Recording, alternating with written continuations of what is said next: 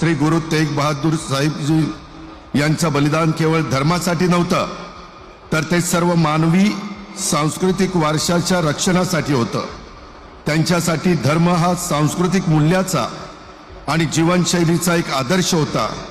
म्हणूनच धर्माच्या खऱ्या शाश्वत मूल्यांच्यासाठी त्यांनी दिलेलं बलिदान हे अनेक अर्थांनी महत्त्वाचं आहे। जुलमी शासनाच्या विचार स्वातंत्र्याच्या धर्मविरोधी दमनकारी धोरणांविरुद्ध गुरु तेग बहादूर सिंगजी यांचं बलिदान एक अभूतपूर्व ऐतिहासिक घटना होती।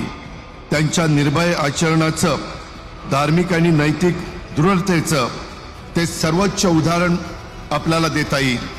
गुरु गोविंद सिंह यांनी त्यांच्या विचित्र नाटक या नाटकात श्री गुरु तेग बहादूर यांच्या अतुलनीय बलिदानाबद्दल सविस्तर वर्णन केलेलं आपण सगळ्यांनी पाहिले।